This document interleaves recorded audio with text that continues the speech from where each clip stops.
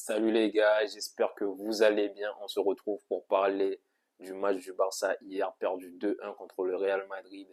Un match vraiment compliqué, mais aujourd'hui on va essayer de retenir quelques leçons par rapport à ce match-là. Mais avant ça, n'hésitez pas à vous abonner les gars, ça me ferait extrêmement plaisir. Et surtout, ça me remontera le moral parce que là, ça va pas du tout. Premièrement, la première leçon à retenir de ce match-là, c'est que on n'a pas le niveau.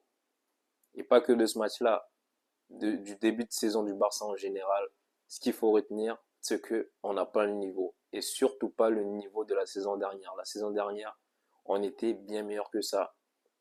Et surtout au niveau du jeu proposé. Parce que le jeu proposé par le Barça cette saison, elle est catastrophique. Il n'y a pas de jeu. On ne se crée pas d'occasion. Les milieux de terrain n'arrivent pas à trouver les attaquants. Les attaquants n'arrivent pas à faire des différences. Comme Lamine Yamal, par exemple, il n'arrive même plus à dribbler ses vis-à-vis. C'est inquiétant. Le jeu du Barça est catastrophique. Le jeu proposé par le Barça, on dirait une équipe qui a peur. On dirait que nos joueurs ont peur. Je ne sais pas pourquoi, mais les joueurs n'arrivent pas à jouer. Ils n'arrivent pas à jouer. Et ça, c'est pas du tout rassurant.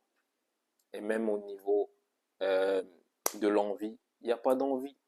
Il y a zéro envie. Et ça, la saison dernière, c'était pas le cas. La saison dernière, les joueurs se donnaient à 100%. Tout le monde se donnait à 100%.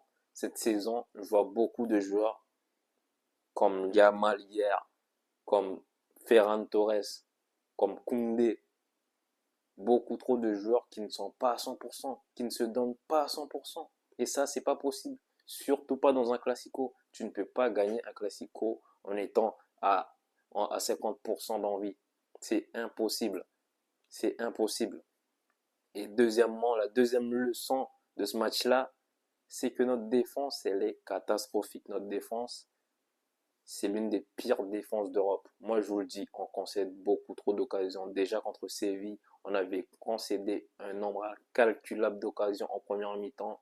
On méritait de perdre à la mi-temps 4-0. Heureusement, on a eu de la chance.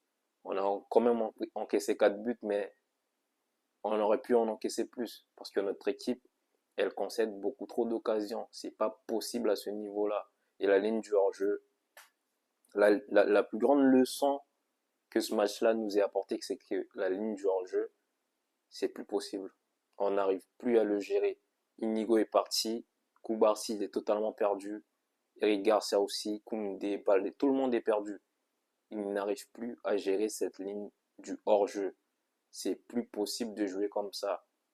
Je ne dis pas qu'il faut jouer bloc bas, qu'il faut renier ses principes et tout ça, mais il faut savoir alterner des fois. Et la ligne du hors-jeu, elle est trop systématique. Elle est trop systématique pour les joueurs qu'on a en défense, des joueurs qui ne sont pas très rapides, comme Eric Garcia, Koubarsi et tout ça. Ils ne font pas du tout l'affaire pour ce style de jeu. C'est plus possible. On ne peut plus utiliser cette ligne du hors-jeu, en tout cas pas systématiquement. Il faut savoir alterner. Sinon, ça va pas le faire.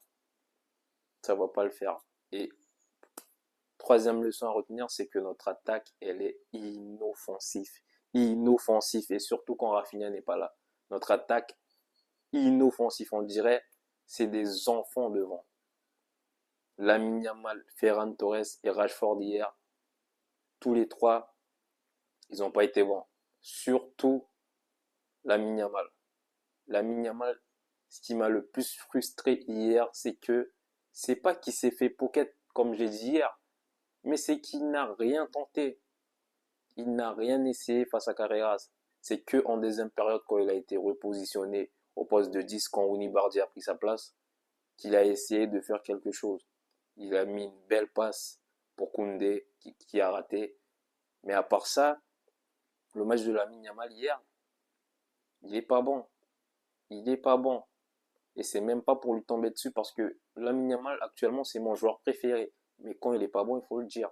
En ce moment, il est pas bon. Il joue trop comme Il joue comme Jack Grealish. Il joue comme Grealish. Lamine Yamal, reprends-toi, il faut jouer comme Lamine Yamal, tout simplement. Parce que Lamine Yamal qu'on connaît, c'est un joueur qui n'a peur de rien et qui dribble tout le temps. Qui dribble tout le temps son latéral. Mais là, Hier, il n'a rien essayé. Ferran Torres aussi, c'était catastrophique. Ferran Torres, à chaque prise de balle, il essayait de faire des crochets entre deux défenseurs du Real Madrid. Comment c'est possible? On ne peut pas faire la saison avec Ferran Torres. Pour tous ceux qui pensaient que Ferran Torres allait prendre la place de Lewandowski quand il allait partir, c'est pas possible. On ne peut pas se pointer avec Ferran Torres dans des gros matchs. C'est impossible. Sur toute une saison, Ferran Torres, ça ne fait pas du tout l'affaire. Je suis désolé, mais Ferran Torres, il ne mérite pas de jouer au Barça en tant que titulaire. C'est pas assez, c'est pas assez. Son niveau n'est pas assez bon. On peut pas compter sur lui. Et Rashford, certes, il a fait une passe D, mais j'en attendais plus de lui. J'en attendais beaucoup plus de lui. Rashford, t'es en prêt. Il faut que tu prouves. Normalement, quand un joueur est en prêt, c'est lui qui se donne le plus pour essayer de rester dans le club. Même s'il n'était pas cataclysmique comme Ferran Torres, mais quand même, Rashford, il faut faire plus que ça. Il faut en faire beaucoup plus. Bref, les gars, c'était tout. Le match hier, c'était un match très très frustrant parce qu'on n'a rien tenté. On méritait rien.